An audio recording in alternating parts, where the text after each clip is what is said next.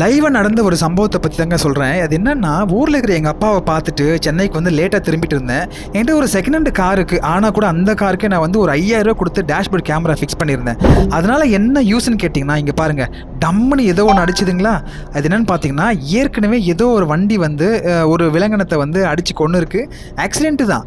அதுக்கப்புறமா அந்த ரோட்லயே இறந்திருக்கிறதுனால, அது மேல வந்து நம்மளோட காரும் ஏறிடுச்சுங்க. இதுவரைக்கும் இந்த மாதிரி ஆனதே கிடையாது. சரி எனக்கு லேட் ஆயிடுச்சு. ஆனா நம்ம வந்து ஓகே கிராஸ் பண்ணி வந்துட்டோம்னு சொல்லிட்டு அப்படியே வீட்டுக்கு போகிறதுக்கும் எனக்கு நிஜமாலுமே மனசு இல்லை.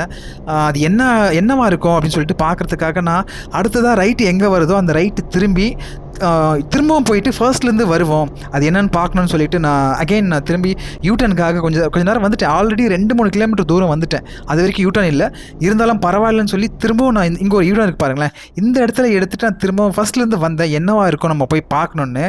ஏன்னா இது வந்து நடு ரோட்டில் ரைட் சைடில் இருக்குங்க. லெஃப்ட் சைடில் ஓரமாக இருந்தால் கூட நம்ம விட்டுட்டு போயிடலாம். ரைட் சைடில் இருந்ததுன்னா கண்டிப்பாக அடுத்தடுத்து வர 2 வீலருக்கு தான் மெயினாக ஆபத்து. ஏன்னா அவங்க தெரியாமல் அப்படியே ஏற்றுற மாதிரி இருக்குன்னு சொல்லிட்டு வண்டியை வந்து நிறுத்திட்டோம், பார்க்கிங் லைட்டும் போட்டோம். ஆக்சுவலாக இது வந்து நான் இப்போது என் வண்டியை வந்து லெஃப்ட்டில் விட்டுட்டேன்னு வச்சிங்களேன், ரைட் சைடில் இப்போவே அடுத்தடுத்து வர வண்டிங்களே இது மேலே ஏற்றிட்டே இருக்க மாதிரி இருக்கும். அதனால் லெஃப்ட்டில் நான் பார்க் பண்ணாமல் ரைட்லேயே அந்த இறந்துருக்குல்ல அதுக்கு முன்னாடி வந்து வண்டியை பார்க் பண்ணிட்டு நான் வந்து பார்க்கிங் லைட்டு போட்டுட்டேன். ஸோ அடுத்தவங்க வந்து ஏதோ வண்டி வந்து ஸ்லோவாக இருக்குது, பிரேக் டவுனில் இருக்குது போல் அப்படின்னு சொல்லி அவங்க லெஃப்ட் எடுத்து போயிடுவாங்க. ஒன்றும் பிரச்சனை இல்லை. அதுக்கப்புறம் நான் இறங்கி கிட்ட போய் பார்த்தேங்க.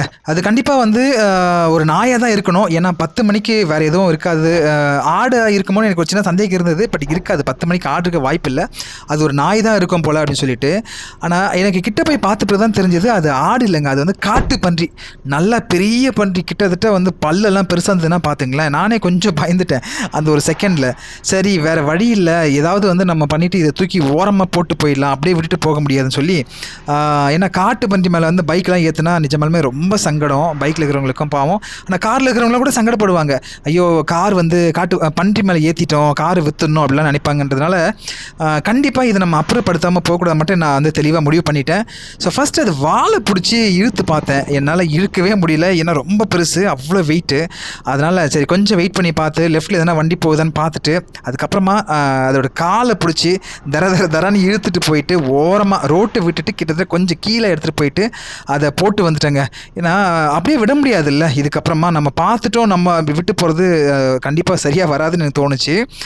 இது வந்து நான் எல்லாரும் இந்த மாதிரி பண்ணணுன்றதுக்காகலாம் நான் இப்போ இந்த வீடியோ நான் போடல. பட் எனக்கு இந்த இன்சிடென்ட் நடந்தது, அது அப்படியே கடந்து போகிறதுக்கு எனக்கு விருப்பம் இல்லை. அதனால் திரும்பவும் போய் எதுக்கும் செக் பண்ணி பார்த்தேன், அங்கே வேறு ஏதாவது விழுந்திருக்கா இல்லை அடிபட்டிருக்கா அப்படின்னு சொல்லிட்டு.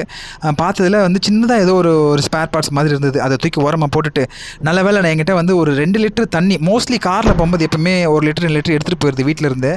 அந்த தண்ணியை எடுத்து நல்லா கையெல்லாம் கழுவிட்டு, ஏன்னா ஸ்டேரிங் மறுபடியும் பிடிக்கணும்ல, அது எப்படி நம்ம கொஞ்சம் கஷ்டமாக இருக்கும். அதனால் கையை கழுவிட்டு அதுக்கப்புறமா திருப்பி பார்க்கிங் லைட்டில் எடுத்துகிட்டு அதுக்கப்புறமா தாங்க நான் வண்டியை வந்து மூவ் பண்ணேன். பட் ஏன்னா எனக்கு கொஞ்சம் லேட் ஆகிடுச்சு. ஆல்மோஸ்ட் ஒரு 43லேருந்து 53 ஒரு 10 மினிட்ஸ் தான் நான் வந்து அதிகப்படியாக ஸ்பெண்ட் பண்ணாமல் இருந்தது. ஆனால் ஒரு சின்ன திருப்தி, ஓகே பரவாயில்ல, ஏதோ ஒரு விஷயத்தை வந்து அடுத்தடுத்து வர வண்டிகளுக்கு எந்த தொந்தரவு இல்லாதவளுக்கு நம்ம ரோடு வந்து கொஞ்சம் கிளியர் பண்ணி கொடுத்துருன்னு சொல்லிட்டு எனக்கு நடந்த சம்பவம் தாங்க இங்கே வந்து நான் சொல்ல வந்தேன்.